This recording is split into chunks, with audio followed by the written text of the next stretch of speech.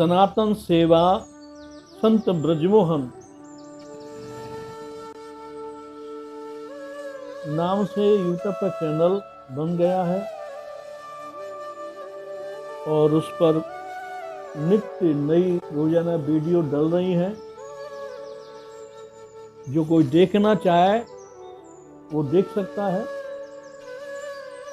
खासकर के शिष्यों के लिए ये बहुत महत्वपूर्ण है कि आने वाले समय में अगर वो इस पर ध्यान रखेंगे तो उनको ज्ञान होगा तो आगे जो भी चर्चा होगी, जो भी मिलेगा या जहाँ भी रहेंगे तो अच्छा रहेगा। लोग कहेंगे कि महाराज जी के शिष्य हैं, अच्छी बात है, ज्ञानवान है, लेकिन जब उनसे कोई बात चीत होगी और वो उसे नहीं जवाब दे पाएगा तो ये भी एक विडंबना की बात होगी। सनातन धर्म में वेद मार्ग प्रचलन में था। ब्रह्मा जी के बनाए हुए हैं चारों वेद। चारों वेदों में 1,00,000 श्लोक हैं। 1,00,000 श्लोकों के 3 विभाग किए गए। कर्मकांड, ज्ञान और उपासना। 1,00,000 में से 80,000 श्लोक कर्मकांड के हैं वेदों में, चारों वेदों में। 16,000 श्लोक ज्ञान मार्ग के हैं और 4,000 श्लोक मात्र उपासना कांड के हैं, जिन्हें समझना बहुत मुश्किल है। वेद वैसे भी संस्कृत में, संस्कृत इतनी गूढ़ है कि पढ़ने में आती नहीं है। आज के मानव को देखा जाए तो आज संस्कृत बिल्कुल अलोप सी हो गई है। हिंदी भी शुद्ध पढ़ नहीं सकती तो संस्कृत को पढ़ने की क्या चल सकती है। वेदों का तात्पर्य रहा है कि अगर तुम्हें मुक्ति चाहिए, मोक्ष चाहिए, ज्ञान चाहिए तो सबको त्याग दो, छोड़ दो। 100% वैरागी के लिए कहा है, बिल्कुल छोड़ दो, त्याग दो, तो तुम दुख से शांति की ओर चलोगे और तुम्हें असीम सुख, अक्षय सुखम अश्नुते, असीम सुख प्राप्त होगा। अब ये ऐसा त्याग तो संभव नहीं है, कैसे किया जाएगा। ज्ञान में सर्वोपरि त्याग है, क्योंकि हमारे साधु संत वेदों के 4 भाष्य और भी किए गए हैं, जिनमें पहला है संहिता, दूसरा है ब्राह्मण, तीसरा है आरण्यक और चौथा है भाष्य। तो पहले समय में जो भी वेद मार्ग पर चलता था, संस्कृत का प्रकांड विद्वान होता था और संपूर्ण त्याग करके वन में कुटी बनाकर तप करते थे, गुरुकुल चलाते थे, तो वहां उनका त्याग संभवता हो जाता था और वे मुक्ति की ओर अग्रसर हो जाते। उन्हें वो सुख मिलता, जो सुख समाधि में मिलता है वो उनको मिलता। योगी कोई बने, अगर वो सही माने में नहीं बन पाया तो फिर रोगी हो जाता है, ऐसा भी मत है। योग में संपूर्ण ब्रह्मचर्य की आवश्यकता होती है। अगर ब्रह्मचर्य सिद्ध नहीं हुआ, सफल नहीं हुआ और फिर वो योग करता है तो निश्चित रूप से योगी रोगी बन जाएगा। योग के बाद दूसरा मार्ग है ज्ञान मार्ग, जो वेदों के द्वारा प्राप्त होता है। वेदों में संपूर्ण ज्ञान की व्याख्या है और वो संपूर्ण त्याग से प्राप्त होता है। लेकिन ज्ञान मार्ग में अगर कोई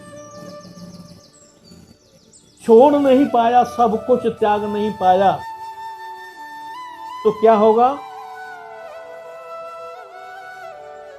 नास्तिक बन जाएगा।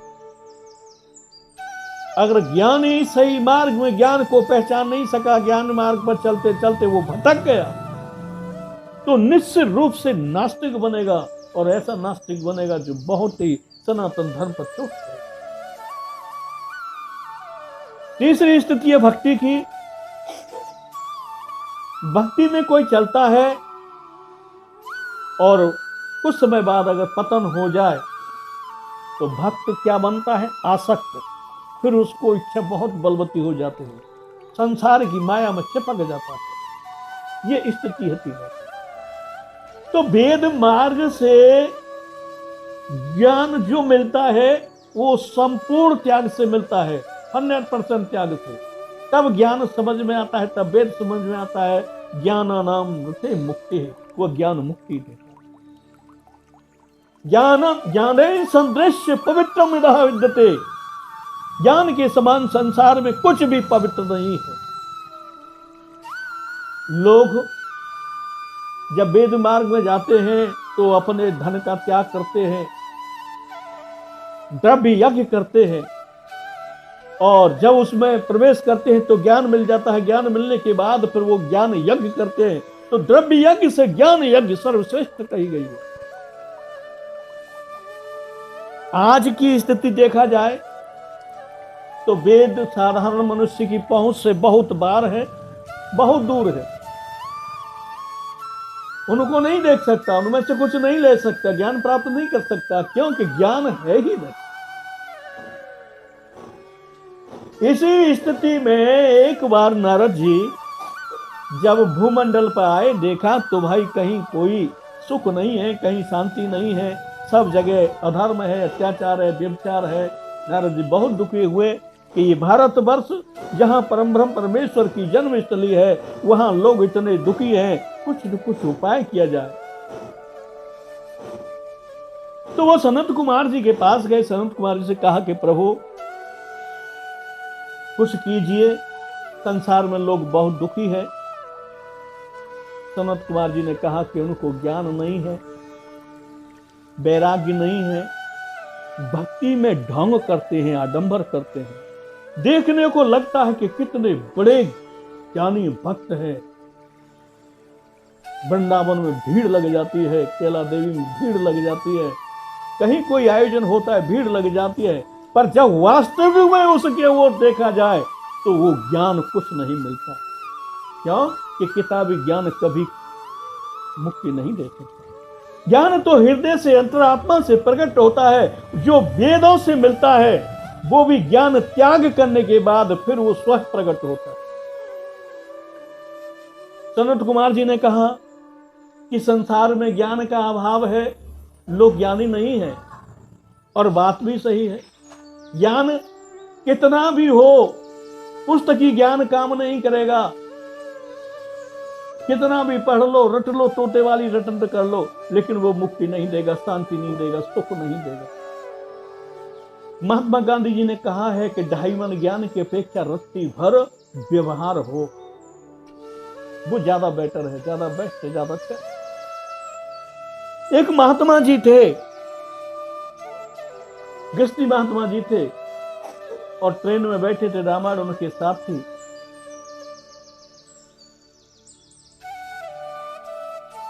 स्टेशन पर उतरे, कुछ लोग मिले, उन्हें देखा तो उनकी टीका करने लगे कि वाह, रामायण साथ लेके चलते हो, घर नहीं पढ़ते हो। उस बंदे ने कहा, महाराज मेरी नित्य नियम है कि मैं रोजाना नित्य रामायण का पाठ करता हूं। तो अच्छी बात, ये तो अच्छी बात है, करना चाहिए, लेकिन ये बताओ आप जहां कहां रहे हो? बोले इलाहाबाद जाना है मुझे। किस लिए जा रहे हो? कि भाई ने कुछ उपद्रव कर रखा है, मैं उसके ऊपर केस करने जा रहा हूं। तो उन लोगों ने उस गृहस्थ से कहा कि तू रामायण लेकर चलता है, रामायण तेने पढ़ी है, लेकिन रामायण को तूने व्यवहार में नहीं लिया। अगर तू भरत जी का चरित्र पढ़ता, अगर तू राम जी का चरित्र पढ़ता, तो तू तो भाई ने थोड़ी बहुत कोई बात होगी, राज बॉल की तरह ठोकर खाता रहा, कोई भी राज लेने के लिए, चलाने के लिए तैयार नहीं हुआ। रामायण है तो व्यवहार होना चाहिए, व्यवहार नहीं तो कुछ भी नहीं। कितना भी पढ़ लो, न ज्ञान होगा, न मुक्ति होगी, न मोक्ष होगा, कुछ भी नहीं होगा। तो नारद जी ने सनत कुमार से कहा, सनत कुमार जी ने कहा कि ज्ञान वैराग का अभाव है, तुम सूत जी के पास जाओ। जब नारद जी सूत जी के पास गए तो सूत जी से ये चर्चा की। सूत जी ने कहा ठीक है, आप श्रीमद् भागवत का पारायण कीजिए, ज्ञान लोगों को जागृत हो जाएगा, वैराग्य जागृत होगा, भक्ति भी नृत्य करने लगेगी, सुंदर स्त्री बन जाएगी। इन नारद जी ने देखा था, क्या देखा था कि एक बूढ़ी महिला, बहुत बूढ़ी महिला और उसके छोटे छोटे बालक पृथ्वी पर है और बूढ़ी महिला वहां बैठकर रो रही है।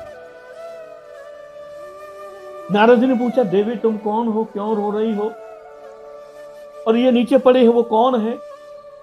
बोलो ये मेरे बेटे हैं। क्या हो गया? ये मूर्छित हो गए, मैं बहुत जगाती हूं पर जाग नहीं रहे हैं। नारद जी कहते हैं कि तुम्हारी इतनी उम्र, वृद्धावस्था है, और वृद्धावस्था में ये इतने शिशुपन बालक और मूर्छित अवस्था में? बोला हाँ यही है। तब नारद जी ने सही माने पूछा, देवी स्पष्टीकरण दो। तो उन्होंने कहा कि मैं भक्ति हूं और ये मेरा बेटा ज्ञान है और ये बेटा वैराग्य है। मुझे तो लोग देखते हैं, समझते हैं, पर ज्ञान बिल्कुल अचेतन अवस्था में ज्ञान नहीं है। वैराग्य अचेतन अवस्था में मूर्छित है, वैराग्य नहीं है, सब दिखावटी चल रहा है। जब ये दिखावटी रहेगा तो क्या सुख मिलेगा, क्या मुक्ति मिलेगी, क्या वैराग्य मिलेगा? नहीं मिलेगा। आज के अगर विधान को देखा जाए तो बड़ी गिलानी होती है जीवन से, इतनी गिलानी होती है कि रामचरितमानस की प्रति फाड़ कर जला देते हैं लोग। जबकि रामायण में लिखा है कि साधु संत ग्रंथ सदग्रंथ की कोई निंदा करे और तुम्हारा बस चले तो उसकी जीव निकाल कर खींच लो। कितनी दुष्टता भर गई है लोगों के अंदर, कितना अत्याचार बढ़ रहा है कि निज स्वार्थ के लिए न रामायण देखते हैं, न राम देखते हैं, न गीता देखते हैं, न भागवत देखते हैं, न कोई पतिव्रता देखते हैं, न कोई संत देखते हैं। बस आक्रमण करना उनका स्वार्थ बन गया। तो वेदों को समझना बहुत मुश्किल है। इसीलिए हमारे ऊपर कृपा करके, भारतवर्ष में कृपा करके, मनुष्यों के ऊपर कृपा करके श्री व्यास जी ने श्रीमद् भागवत की रचना की। और उसी भागवत के लिए सूत जी ने कहा कि तुम जाओ नारद वृंदावन में और इस भागवत का आयोजन करो, तो इसके दोनों पुत्र जीवित हो जाएंगे और मुख्य उनकी चली जाएगी, ये सुंदर सुदौड़ बन जाएंगे और भक्ति महारानी भी जीती जागती दिव्य मूर्ति बन गई। नारद जी गए, उन्होंने पारायण किया श्रीमद् भागवत का, और जब भागवत पूरी समाप्त हुई तो ज्ञान वैराग्य युवा हो गए। भक्ति महारानी सुंदर स्त्री का रूप धारण कर लिया। मेरा कहने का तात्पर्य है कि वेद समझ में नहीं आएगा। कलियुग के जीवों के हित के लिए श्री व्यास जी ने श्रीमद् भागवत की रचना की, जो सरल भाषा में, क्यों कि ज्ञान त्याग सिखाता है और श्रीमद् भागवत व्यवहार सिखाता है।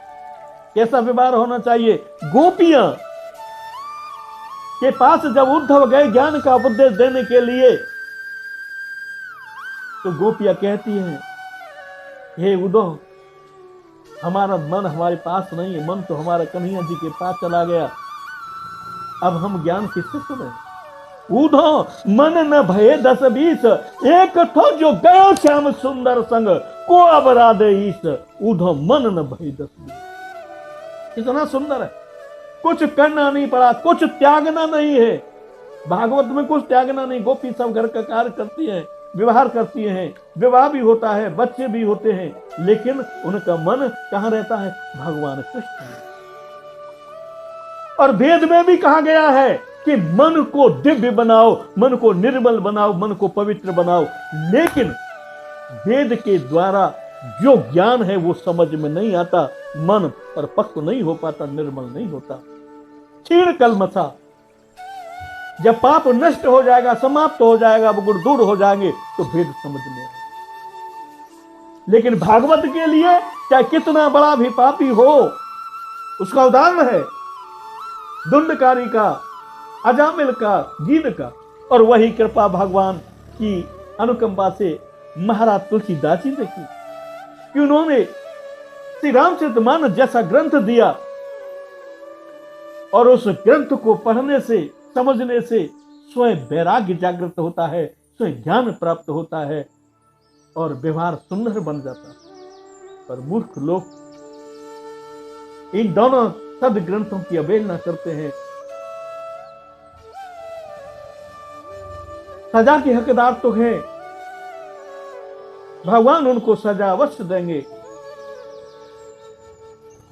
लेकिन ऐसे व्यक्तियों को समाज भी माफ नहीं करता। बोलो सच्चिदानंद भगवान है की